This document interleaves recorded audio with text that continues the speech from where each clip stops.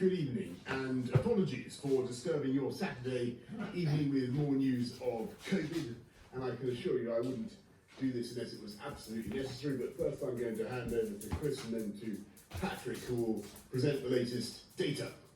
Thank you, Prime Minister. First slide, please. This is a version of a slide that listeners and watchers may have seen several times before.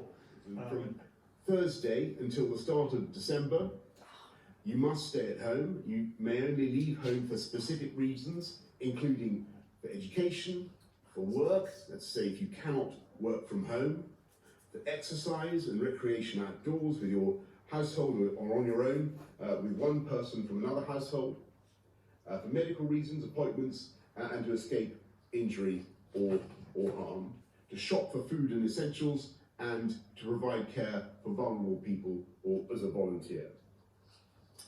I'm afraid non-essential shops, leisure and entertainment venues will all be closed, though click and collect services can continue and essential shops will remain open, so there's no need to stock up. Pubs, bars, restaurants must close except for takeaway and delivery services. Workplaces should stay open where people can't work from home, for example, in the construction and manufacturing sectors. Single adult households can still form exclusive support bubbles with one other household, and children will still be able to move between homes if their parents are separated. If you're clinically vulnerable or over the age of 60, you should be especially careful to follow the rules and minimise your contacts with others. I know how tough shielding was, and we will not ask people to shield again in the same way, but we are asking those who are clinically extremely vulnerable to minimise their contact with others and not to go to work if they're unable to work from home. I'm under no illusions about how difficult this will be for businesses which have already had to endure such hardship this year, and I'm truly, truly sorry for that. And that's why we're going to extend the furlough system through November. The furlough scheme was a success in the spring. It supported people and businesses in a critical time. We will not end it. We will extend furlough until December. And there will be some differences compared to March. And these measures above all will be time limited, starting Thursday the 5th of November. They'll end on Wednesday the 2nd of December, when we'll seek to ease restrictions, going back into the tiered system on a local and a regional basis according to the latest data and trends. Christmas is going to be different this year, perhaps very different, but it's my sincere hope and belief that by taking tough action now, we can allow families across the country to be together. My priority, our priority, remains keeping people in education, so childcare, early years settings, schools, colleges and universities will all remain open. Our senior clinicians still advise that school is the best place for children to be. We cannot let this virus damage our children's futures even more than it has already, and I urge parents to continue taking their children to school, and I'm extremely grateful to teachers across the country for their dedication in enabling schools to remain open. And it's vital that we keep provision for non-healthcare groups going. So please, and this is really important, unless your clinicians tell you otherwise, you should continue to use the NHS, get your scans, turn up for your appointments and pick up your treatments. If at all possible, we want you to continue to access these services now and through the winter. Indeed, it's only by taking this action that we can protect the NHS for you.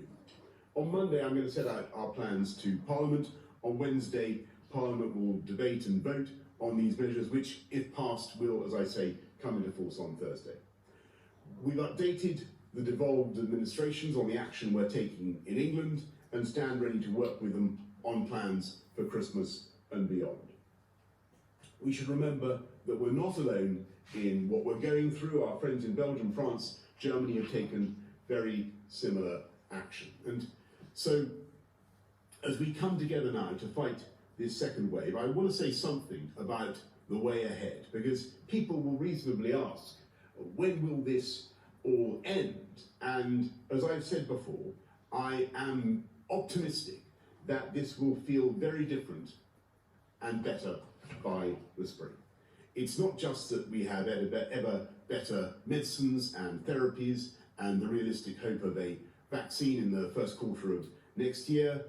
We now have the immediate prospect of using many millions of cheap, reliable, and above all, rapid turnaround tests. Tests that you can use yourself to tell you whether or not you're infectious and get the result within 10 to 15 minutes. And we know from trials across the country, in schools and hospitals, that we can use these tests not just to locate infectious people, but to drive down the disease. And so over the next few days, weeks, we plan a steady but massive expansion in the deployment of these quick turnaround tests, applying them in an ever-growing number of situations, from helping women to have their partners with them in labour wards when they're giving birth, to testing whole towns and even whole cities. The army has been brought in to work on the logistics, and the programme will begin in a matter of days. Working with local communities, local government, public health directors, organisations of all kinds, to help people discover whether or not they're infectious, and then immediately to get them, to help them to self-isolate and stop the spread of the disease.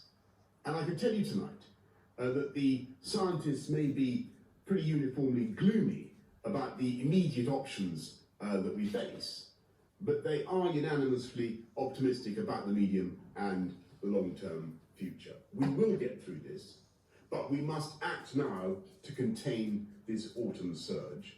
We're not going back to the full-scale lockdown of March and April. The measures that I've outlined are less prohibitive and less restrictive, but I'm afraid from Thursday, the basic message is the same.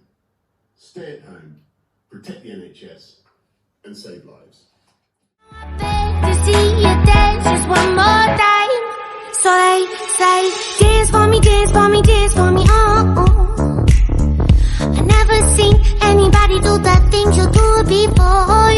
They say, move for me, move for me, move for me,